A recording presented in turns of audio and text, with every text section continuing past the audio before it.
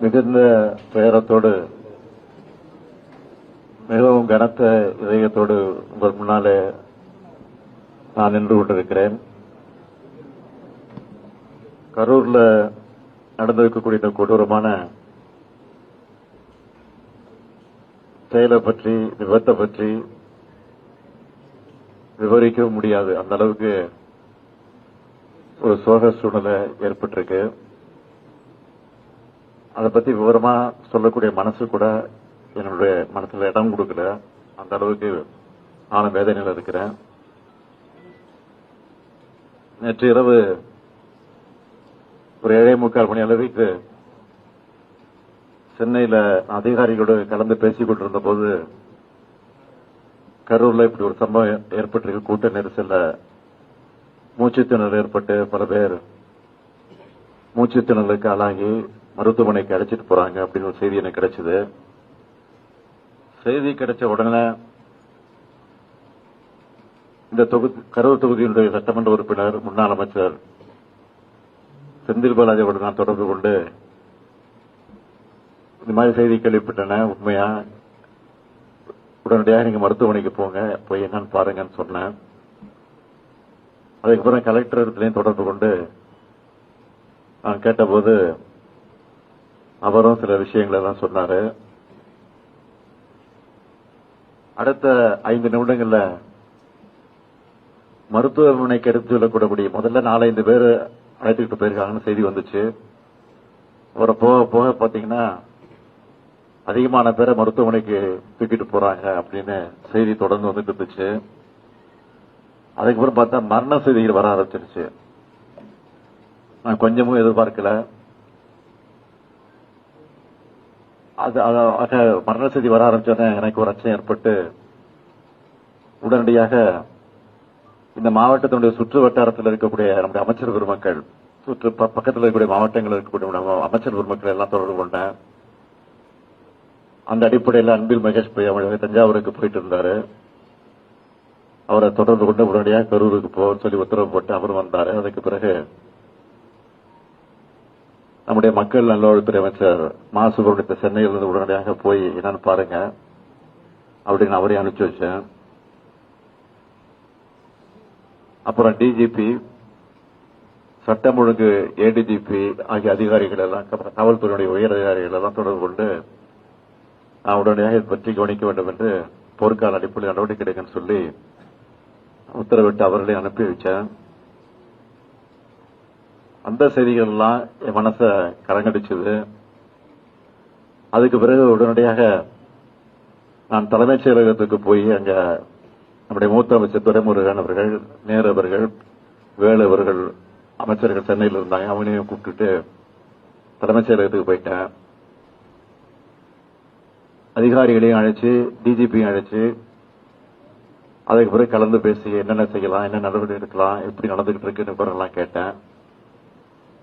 எல்லாரையும் முக்கியமான பல்வேறு மாவட்டங்களில் இருக்கக்கூடிய மாவட்ட ஆட்சித்தலைவர்கள், அதிகாரிகள், கரூரை ஒட்டி இருக்கக்கூடிய 5-6 மாவட்டங்கள் இருக்கக்கூடிய அரசு அதிகாரிகள் எல்லாம், மருத்துவர்கள் எல்லாம் உடனடியாக அந்த பகுதிக்கு கரூருக்கு போகும்படி உத்தரவிட்டு அவங்க எல்லாம் வந்து சேர்ந்திருக்கிறாங்க. அதெல்லாம் விசாரிச்சேன்.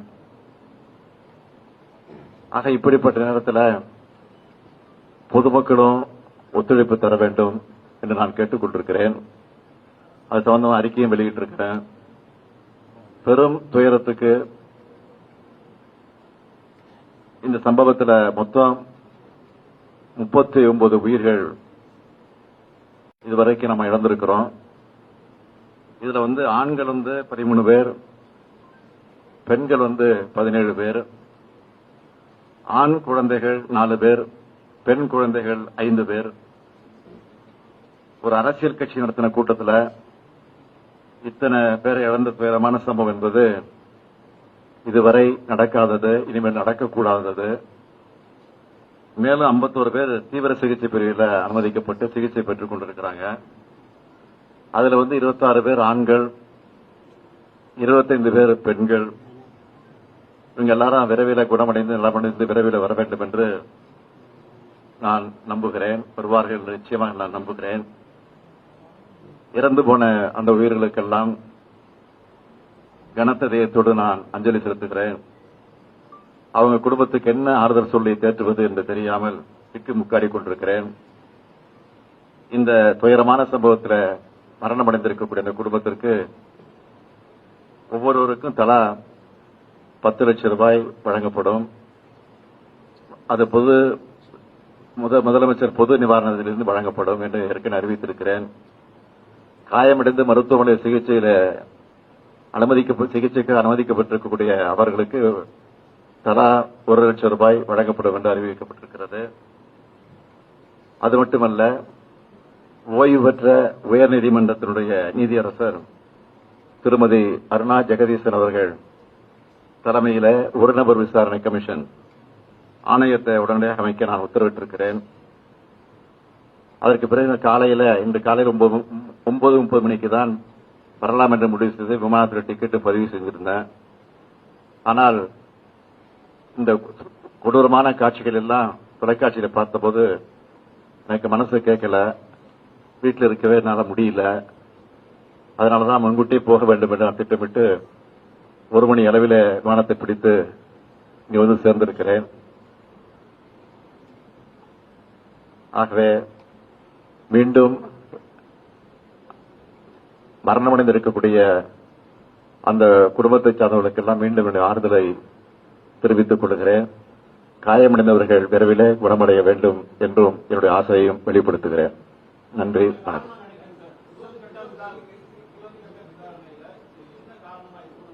அதுக்குதான் உயர்நீதிமன்றத்தினுடைய ஓய்வு பெற்ற நீதிபதி தலைமையில் ஆணையம் அமைக்கப்பட்டிருக்கு. அந்த ஆணையம் விசாரிச்சு முழுமையா சொல்லும். இதுக்கிடையில நீங்க கேட்கிற மாதிரி அரசியல் நோக்கத்தோடு எதையும் சொல்ல நான் விரும்பல. திருப்பி தான் சொல்ல போறேன். ஆனா ஆணையம் அதுக்காக அமைச்சிருக்கிறோம். அந்த ஆணையத்தின் மூலமாக உண்மை வெளிவரும். அந்த உண்மை வெளிவருகிறப்ப நிச்சயமாக உரிய நடவடிக்கை எடுக்கப்படும். ஆணையம் சொல்லுகிற அந்த அறிக்கையின் அடிப்படையில் உரிய நடவடிக்கை எடுக்கப்படும். யாரு கைது செய்யப்படுவார், யாரு கைது செய்ய மாட்டார், நீங்கள் கேட்கிற எந்த இடத்தோடு கேட்கிறீங்களோ அதுக்கெல்லாம் நான் உட்படுவதற்கு தயாராக இல்லை. விரைவில் தருவதற்கான முயற்சி நிச்சயமாக ஈடுபடும்.